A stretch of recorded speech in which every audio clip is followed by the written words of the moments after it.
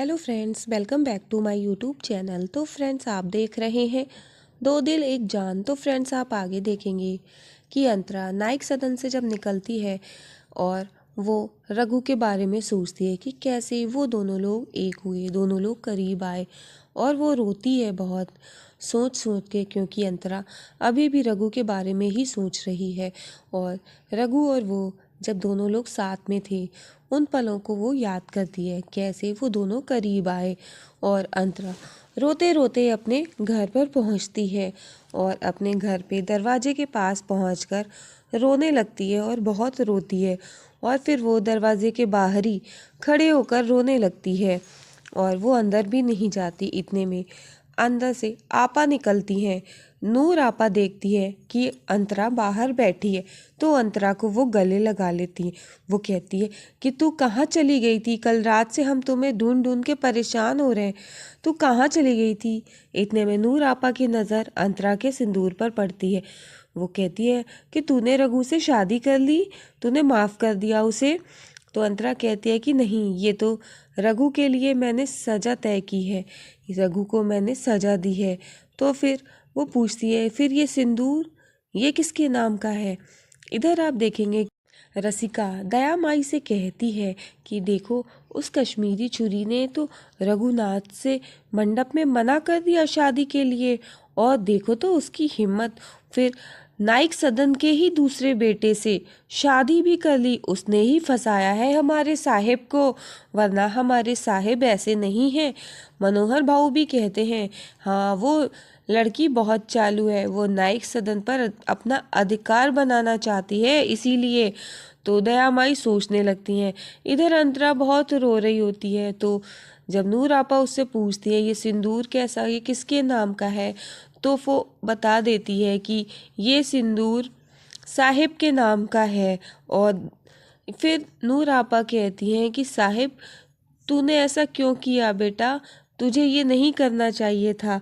तो इतने में रुखसाना आ जाती है। रुखसाना कहती, ये क्या बताएगी, ये तो अभी भी रघु से प्यार करती है, देखो इसकी हालत क्या हो रही है। लेकिन अंतरा कहती है कि नहीं, अब मैं साहिब की हूँ, मैंने रघु को सजा दी है। और आपा, रघु ने मेरे साथ ऐसा क्यों किया, कोई पूछे उससे। तो रुखसाना कहती है, कोई क्यों पूछेगा, तुम भी तो पूछ सकती थी, तुमने क्यों नहीं पूछा? तुम्हें पूछना चाहिए था। तो नूर आपा खड़ी होती चुपचाप वहाँ पर। तो वो कहती है कि कोई तुम लोग पूछ लेना, लेकिन रुखसाना तो यही कहती है कि तुमको पूछना चाहिए था अंतरा कि रघु ने ये सब क्यों किया, लेकिन तुमने नहीं पूछा और सीधे उसको सजा दे दी। और इधर नूर आपा खड़ी होती है। वो कहती हैं, बेटा, बेटियां तो अपने मायके आती हैं पगफेरे की रस्म में, तो मायके से उन्हें कुछ ना कुछ दिया जाता है, मैं तुझे क्या दूँ, मुझे नहीं समझ में आ रहा है। फिर अंतरा कहती है कि आपा, मैं बहुत परेशान हूँ, मुझे नहीं समझ में आ रहा मैं क्या करूँ, मुझे कुछ भी नहीं समझ में आ रहा। अंतरा बहुत रोती है। तो रुखसाना कहती है कि ये तो अभी भी रघु से बहुत प्यार करती है, ये रघु को नहीं भूल पा रही है, इसके दिल में अभी भी रघु के लिए प्यार है। वो अभी भी रघु के बारे में ही सोच रही होती है कि कैसे वो दोनों करीब आए, कैसे रघु ने उसे प्रपोज किया, कि रघु को अंतरा की आंखों से प्यार है। और अंतरा अभी भी सोचती है और फिर अपने आप को समझाती है कि नहीं, ये नहीं हो सकता। और फिर नूर आपा कहती हैं कि बेटा, अब तू क्या करेगी? तो अंतरा कहती है कि आपा, मैंने रघु को तो सजा दे दी है, और आपा क्या मैं मम्मा से मिल सकती हूँ? तो आपा कहती हैं कि बेटा मिल ले, लेकिन जब तेरी मम्मा ये सिंदूर देखेंगी तो उन्हें क्या बताओगी?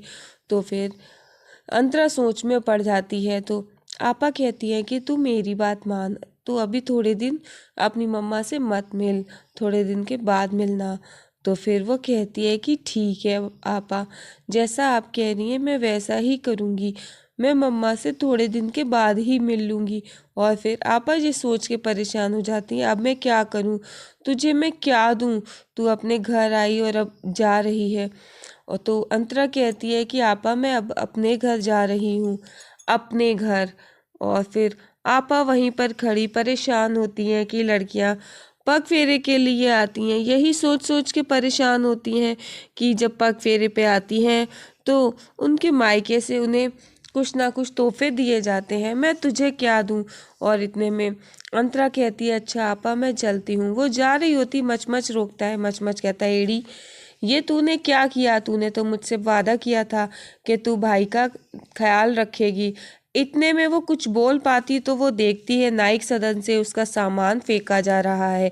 रसिका अंतरा का सारा सामान उठा उठा कर फेंकती है तो अंतरा भीड़ में से निकलते हुए अंदर की तरफ जाती है और पीछे से आपा और मचमच भी। तो अंतरा कहती है कि काकी ये आप क्या कर रही हैं? तो वो कहती है कि मैं तेरा सामान यहाँ से हटा रही हूँ, तुझे दूसरी जगह शिफ्ट कर रही हूँ मोरलेस फ्री में। और फिर वहाँ पर दया माई आ जाती हैं। दया माई कहती है कि तुम्हें दूसरी जगह शिफ्ट कर रहे हैं और तुम चिंता मत करो, तुम्हारे लिए कश्मीर की टिकट भी करवा दी है। तुम चाहो तो अपने कश्मीर लौट जाओ, लेकिन तुम इस बस्ती में नहीं दिखनी चाहिए। और फिर अंतरा वहाँ पर चुपचाप खड़ी रहती है। वो कहती है कि माई मैं कहाँ जाऊँगी, मैं इस घर की बहू हूँ। तो फिर दया माई कहती हैं कि तूने गुनाह किए हैं, 3 गुनाह किए, इसलिए तुझे इस घर से निकाला जा रहा है। पहला तो तूने मेरे रघुनाथ पे झूठा इल्ज़ाम लगाया, क्या सबूत है कि उसने ये गुनाह किया है? दूसरा कि मैंने तेरी शादी रघुनाथ से तय की थी, तूने वो शादी तोड़ दी इसलिए। और तीसरा कि तूने इसी घर के दूसरे बेटे से शादी की और इसलिए तुझे इस घर से निकाला जा रहा है। तो दया माई कहती हैं तू अपना सामान उठा और जा, चली जा यहाँ से, चाहे तू कश्मीर लौट जा, लेकिन यहाँ इस बस्ती में मत दिखना। तो दया माई फिर इतना कहकर अंदर जाने लगती हैं। तो पीछे से अंतरा आती है। वो कहती है कि माई मैं कहाँ जाऊँगी? तो फिर माई कहती है कि मुझे माई मत कह और तू चली जा यहाँ से। लेकिन अंतरा वहीं खड़ी हो जाती है। अंतरा कहती है कि दया माई मैं कहाँ जाऊँगी, अब यही तो मेरा घर है। तो वो कहती हैं कि मैं नहीं मानती तेरी इस शादी को, क्या सबूत है तेरी शादी का?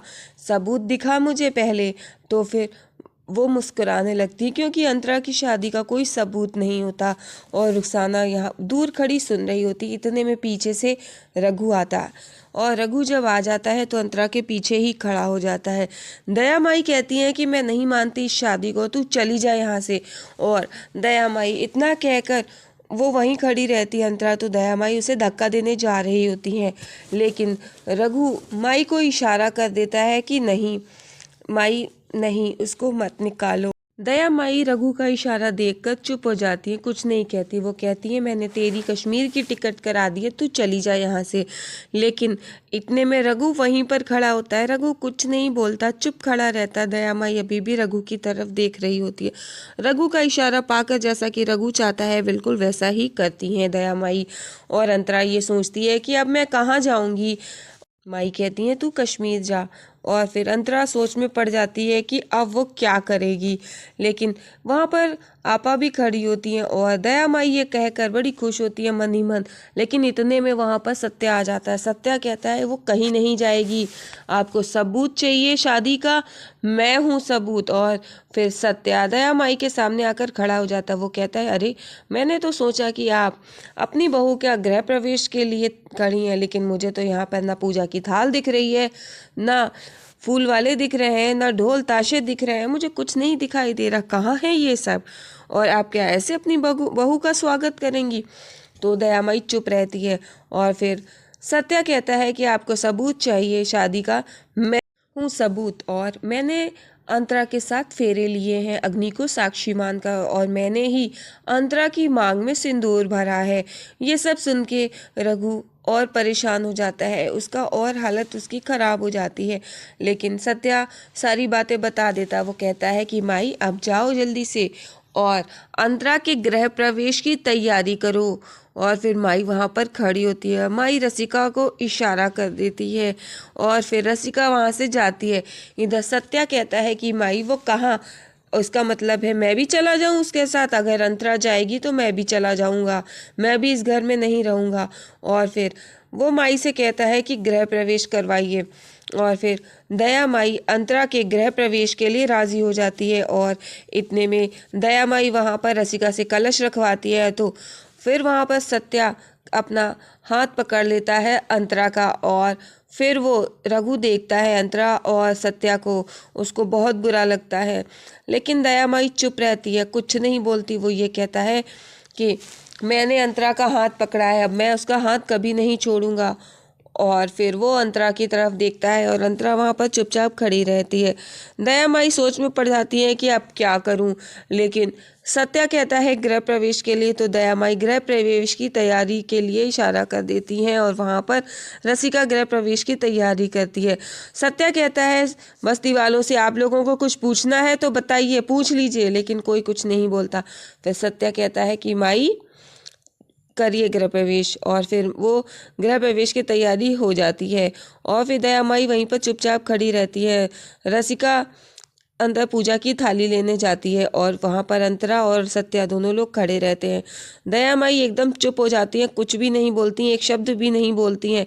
वहाँ पर रसिका आ जाती है पूजा की थाली लेके, और वो थाली लेके आती है और वो दयामाई को थाली पकड़ा देती है। और फिर वहाँ पर आप देखेंगे कि सत्या फिर से एक बार रघु के पास जाता है और कहता है कि जो तेरा था वो तेरे पास है, जो मेरा था वो मेरे पास।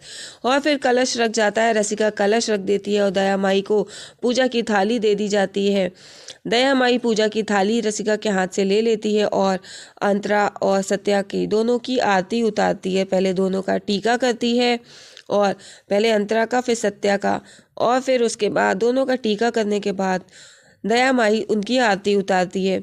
आरती उतारने के बाद जो थाली में रखा जल होता है, फिर वो जल से उनकी नज़र उतारती है। नज़र उतारने के बाद वो जल वहीं पर डाल देती है, देहरी पर ही दोनों तरफ वो डाल देती है। सत्य देखकर काफ़ी खुश होता है, लेकिन दयामाई एकदम शांत रहती है और जल वो डालने के बाद अंतरा से इशारा कर देती है प्रवेश करने के लिए। दयामाई अंतरा से कहती है प्रवेश के लिए, तो अंतरा कलश गिरा के घर में प्रवेश करती है और आपा दूर से देख रही होती है। अंतरा घर के अंदर चली जाती है और अंतरा के पीछे सत्या भी घर के अंदर वो रघु की तरफ देखता हुआ निकल जाता है। रघु वहीं पर खड़ा होता है और फिर रघु को बुरा लगता है, रघु वहाँ से वापस बस्ती में बाहर चला जाता है। दयामाई वहीं खड़ी होती हैं। दयामाई को बहुत गुस्सा आता है और दयामाई कुछ सोचने लगती हैं।